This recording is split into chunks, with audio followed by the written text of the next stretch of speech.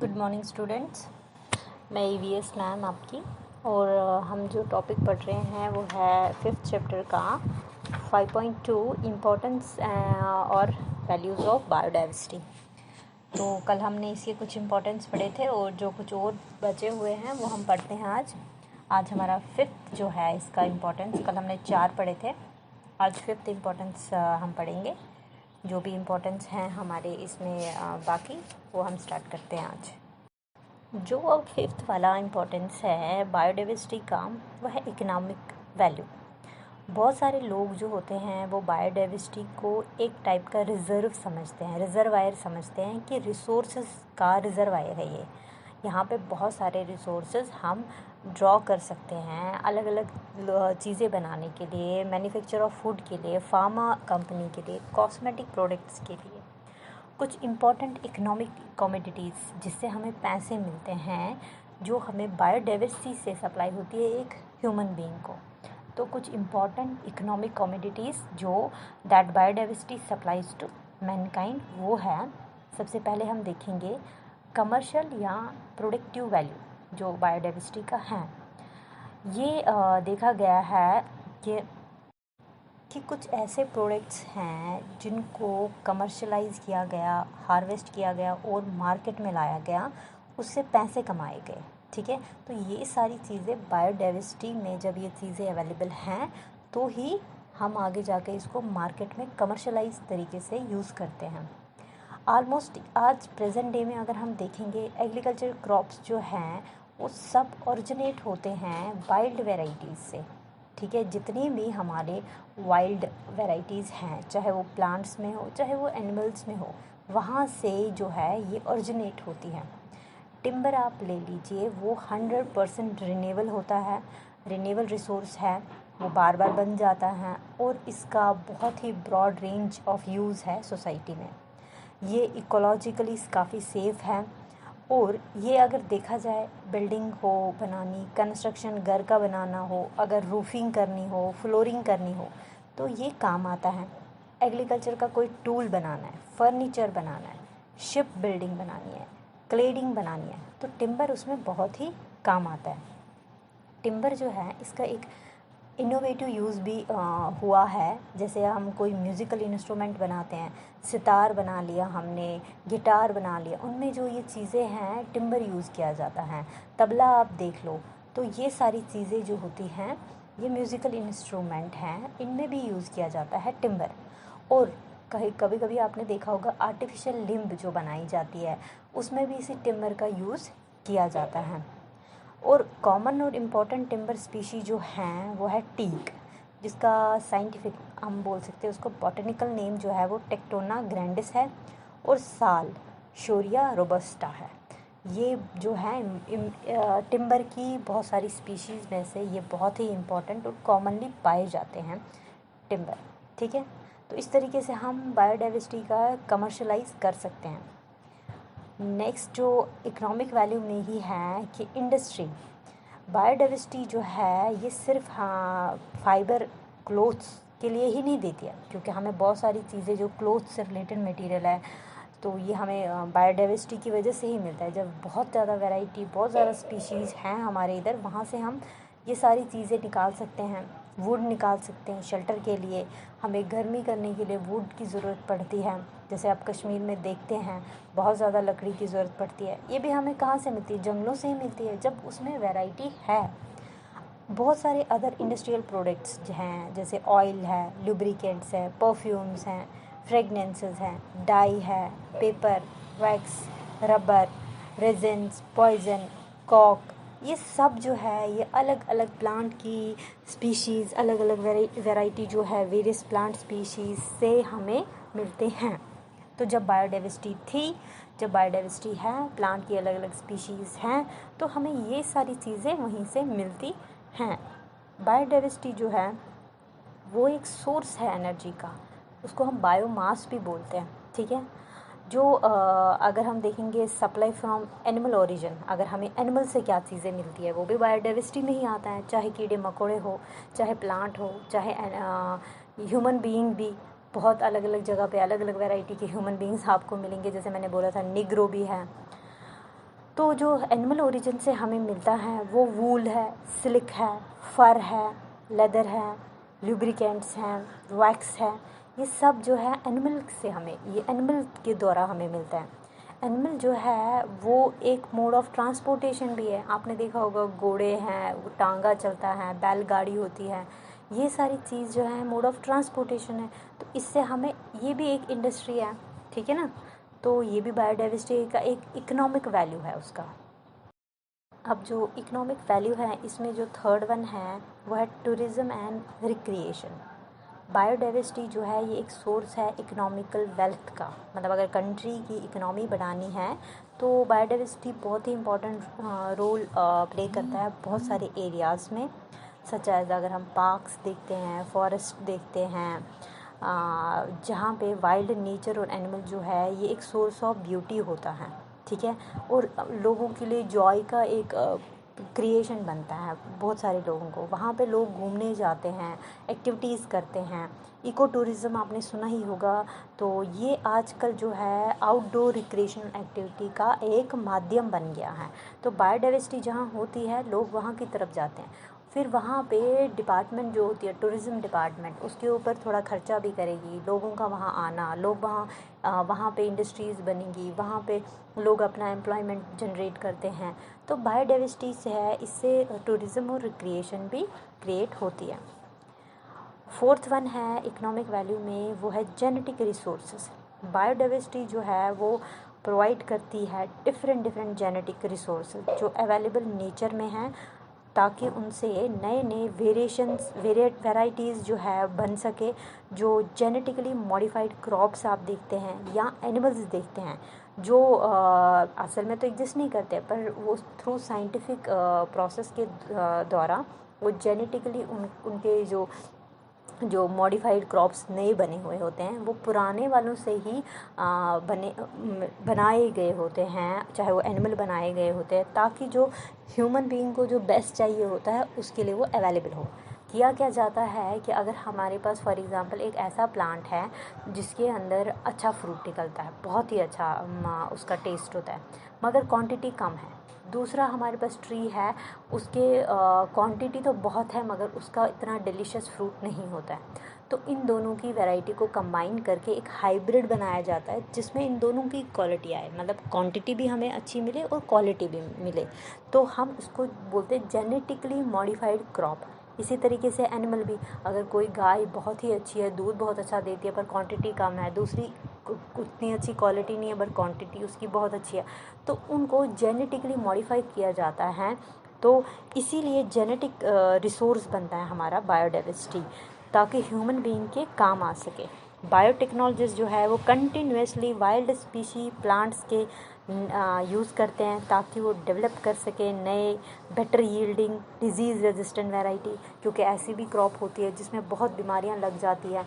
तो ऐसी हम क्रॉप बनाए जिसमें बीमारियां ना लगे, तो इस तरीके से जेनेटिकली मॉडिफाई करके नया क्रॉप बनाया जाता है। बायोडाइवर्सिटी जो है वो रिप्रेजेंट करता है कि जो ओरिजिनल स्टॉक था जहाँ से नया वेरिएंट बना है, डेवलप हुआ है, तो बायोडाइवर्सिटी के अंदर ही क्वालिटी थी, तो फिर उन्हीं से कंबाइन करके नया वेरिएंट बनाया गया है। Through scientific breeding techniques animal जो है उससे भी हम बेटर यील्ड ऑफ मिल्क हो, मीट हो, ये डेवलप कर सकते हैं।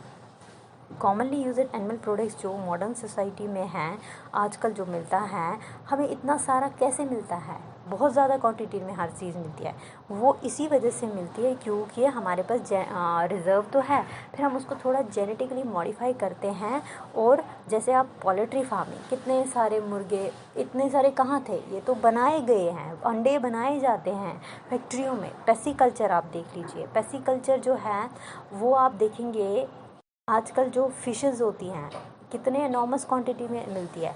अभी ऐसा तो है नहीं कि तालाब है तो तालाब में अब फिश जब होगी तब लेंगे, आजकल तो खुद से तालाब बनाए जाते हैं, वहाँ बीज डाले जाते हैं, क्योंकि हमारे पास पहले से रिज़र्व है बायोडाइवर्सिटी में। तो ये चीज़ों को मॉडिफाई किया गया आगे नई चीज़ें बनाने के लिए। सेल्वी कल्चर है, फॉरेस्ट को अच्छे से ग्रो किया गया, उससे टिम्बर निकाला गया, उसकी प्रोटेक्शन की गई, तो वो डिपार्टमेंट बनाया गया। डायरी फार्मिंग है, दूध इतनी क्वांटिटी में हमें मिल रहा है, पूरे जो ह्यूमन बीइंग्स की नीड्स फुलफ़िल हो रही है, वो इसी वजह से हो रही है क्योंकि हमारे पास जो जेनेटिक रिसोर्स बायोडाइवर्सिटी में रिजर्व हैं, उसी को हमने जेनेटिकली मॉडिफाई करके अपने काम लाया। ये तो थे इकोनॉमिक वैल्यूज़। अब हम पढ़ेंगे सोशल वैल्यूज़।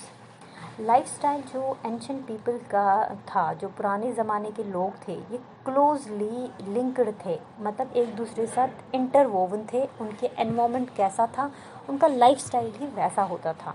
पुराने ज़माने के लोगों का लाइफ जो है, इंडिजिनस पीपल जो लोग वर्ल्ड में हैं, वो अभी भी उनकी इर्द गिर्द जो एनवायरनमेंट है, इर्द गिर्द का जो फॉरेस्ट है, वो उन्हीं के इर्द गिर्द घूमता है। इवन मॉडर्न टाइम्स में भी अगर आप देखेंगे, जो जंगलों के आदिवासी लोग जो होते हैं, उनकी ज़िंदगी अभी भी अपने इर्द गिर्द के एनवायरनमेंट के ऊपर ही डिपेंडेंट होती है।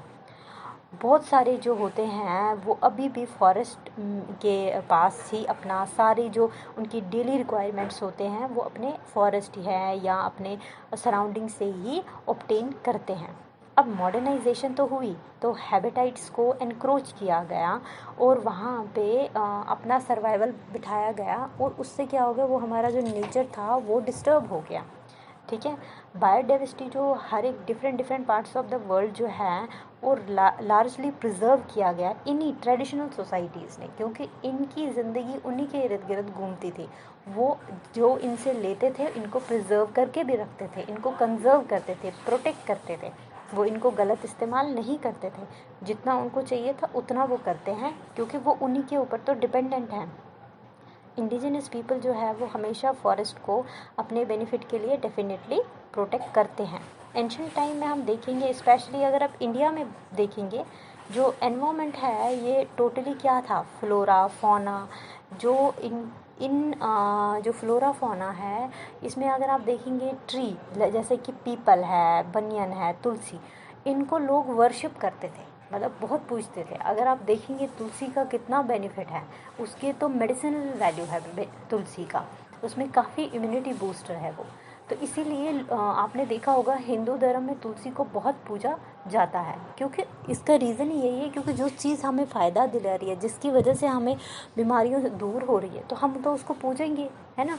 तो इसीलिए पुराने ज़माने के लोग इन फ्लोरा फौना जो उनको अपने एनवायरनमेंट में मिलता था, वो उसको पूजते थे, इसी वजह से, क्योंकि वो उनके लिए बेनिफिशियल था। तो इसी तरीके से कुछ एनिमल्स हैं या बर्ड्स हैं, उनको हिंदू धर्म में बोला जाता था कि ये गॉड का एक व्हीकल था, गॉड इसी व्हीकल के ऊपर आते थे, इसलिए उनको भी पूजा जाता था। तो ऐसे उनको हार्म नहीं किया जाता था। तो बायोडाइवर्सिटी जो है पुराने ज़माने में ये क्लोजली एसोसिएट होता था उन लोगों के सोशल वैल्यूज़ के साथ। अभी भी जो एरिया में लोग वहाँ रहते हैं, वो उन जो वहाँ की जो सराउंडिंग में कोई भी है, फ्लोरा है, फौना है, वो उसको पूजते हैं, वो उसको हार्म नहीं करते हैं। जितना होता है उतना ही यूज़ करेंगे, बाकी हार्म वो नहीं करते। इसी तरीके से 7th वन है इथिकल एंड मॉरल वैल्यूज़। ये बेस्ड है कि principle of live and let others live. Ethical and moral values में क्या होता है कि इसमें माना जाता है कि हम अगर जी रहे हैं तो हमें दूसरों को भी जीने देना है, खुद भी जियो और दूसरों को भी जीने दो।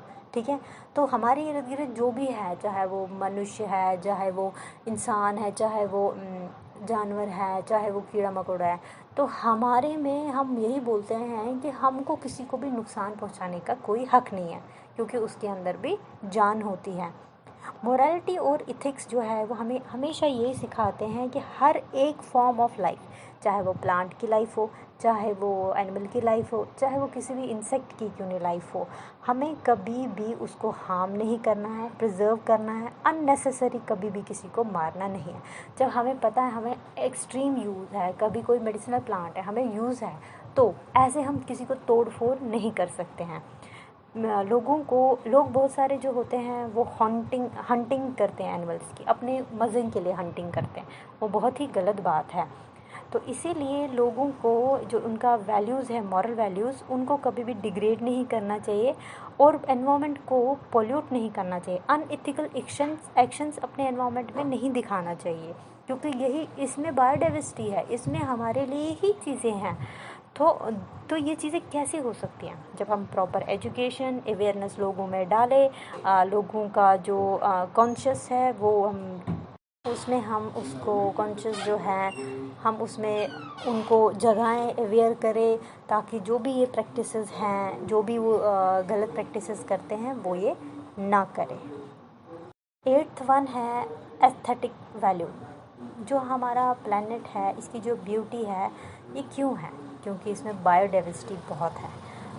अगर आप देखेंगे किसी बैरन प्लैनेट में, अगर कोई उजड़ा हुआ जगह जहाँ हरियाली ना हो, लोग ना हो, जानवर ना हो, कुछ भी ना हो, वो एकदम से बंजर एरिया होगा। अगर कोई ऐसा प्लैनेट हो, क्या वहाँ मन करता है जाने का? नहीं मन करता है। बायोडाइवर्सिटी जहाँ होती है, बहुत हरियाली हो, पहाड़ों में झरने ही झरने हो, पानी हो, तो इससे क्वालिटी ऑफ लाइफ बनती है। ये बहुत ब्यूटीफाई करता है उस एरिया को और हमारी एग्जिस्टेंस को भी। क्यों लोग बहुत दूर दूर से कश्मीर आते हैं? क्यों वहाँ के पहाड़ों में, वहाँ की वादियों में, वहाँ की हरियाली में अपने आप को बहुत ज़्यादा वो अच्छा फील कराते हैं? तो क्योंकि वहाँ हर जगह जहाँ ये सारी चीज़ें होती हैं, इंसान को वहाँ रिलीफ लगता है, ना कि बंजर इलाके में। तो बायोडाइवर्सिटी एक एस्थेटिक वैल्यू भी क्रिएट करती है। बायोडाइवर्सिटी रिस्पॉन्सिबल होती है लैंड की ब्यूटी के लिए। ह्यूमन बीइंग जो होता है वो हमेशा उसी जगह अट्रैक्ट होता है जहाँ उसको बायोलॉजिकली रिच रीजन मिले। कोई भी रहना नहीं चाहता, बैरन प्लेस में कोई नहीं रहना चाहिए। इसीलिए लोग दूर दूर जाके नेचुरल सराउंडिंग, वाइल्ड लाइफ, इन जगहों में जाना क्यों पसंद करता है? हिमाचल जाते हैं लोग, शिमला जाते हैं, कश्मीर आते हैं, क्योंकि वहाँ नेचर अभी भी, उधर अभी भी बायोडाइवर्सिटी है। इस टाइप ऑफ टूरिज़्म को इको टूरिज़्म बोलते हैं और ये आजकल का मेन इनकम का सोर्स बना हुआ है बहुत सारी कंट्रीज़ में। तो इस तरीके से ये एस्थेटिक वैल्यू का भी एक कारण है। और जो 9th वन है वो है ऑप्शनल वैल्यू। इससे क्या होता है कि वैल्यू ऑफ बायोडाइवर्सिटी कभी अगर हम और भी देखा जाए तो अभी पूरी तरह से अननोन नहीं है। मतलब इतना ज़्यादा इसका इम्पोर्टेंस है, कुछ इम्पोर्टेंस ही हम अभी पढ़ पाए हैं, इससे भी कहीं गुना ज़्यादा इसकी इम्पोर्टेंस है जो अननोन है। तो हमें हमेशा फ्यूचर पॉसिबिलिटीज़ को एक्सप्लोर करना है, उसमें क्या है, क्या है इसके मतलब। साइंटिस्ट जो हैं वो हर बार डिस्कवर करते रहते हैं। लगभग उन्होंने 1.75 मिलियन स्पीशी डिस्कवर किए, जिनका इम्पोर्टेंस डिस्कवर किया। और भी इतने स्पीशी हैं कि वो अभी तक पढ़ नहीं पाए हैं, क्योंकि इतने अभी तो बहुत थोड़े से ही वो पढ़ पाए हैं, उनका इम्पोर्टेंस बता पाए। अगर पूरी डाइवर्सिटी पढ़ने को भी बैठ जाएं तो पता नहीं कितनी सदियां लग जाएंगी। इसीलिए इसका जो वैल्यू है बहुत सारे हद तक अभी अननोन ही है। तो हमेशा हमें अपना जो एंटायर वर्ल्ड ऑफ बायोडाइवर्सिटी है, इसको प्रिजर्व करके रखना चाहिए, ताकि हमारी जो फ्यूचर जनरेशन है उसके भी यूज़ आ सके। हमने बायोडाइवर्सिटी को तो यूज़ किया, जैसे हमारे पूर्वज थे उन्होंने यूज़ किया, उससे आगे जाके और डिस्कवरी हुई, साइंटिस्टों ने और रिसर्च किया, हमारे काम और अलग अलग प्रोडक्ट्स आए। क्या हो सकता है कल को हमारी जनरेशन जो आगे वाली होगी, फ्यूचर जनरेशन, वो इससे कहीं गुना ज़्यादा आगे रिसर्च करे और बायोडाइवर्सिटी में स्पीशीज़, प्लांट्स निकाले वो, और भी आगे उनमें पता चले कि हमारी बायोडाइवर्सिटी है कितनी। इसलिए हमेशा हमें एक सस्टेनेबल तरीके से, सस्टेनेबल डेवलपमेंट अगर हम करते हैं तो हम उस तरीके से यूज़ करें ताकि हमारी जो बायोडाइवर्सिटी है वो हमारे लिए भी यूज़फुल हो और आने वाली जनरेशन के लिए भी फ्रूटफुल हो, प्रिजर्व करके रख सके, और वो भी इसको समझे कि इसका इम्पोर्टेंस क्या है और कहाँ से हम असल में आए हुए हैं। फ़िलहाल ये आपका इम्पोर्टेंस ख़त्म हुआ टॉपिक, तो ये 2 लेक्चर्स में आपका कंप्लीट हुआ था।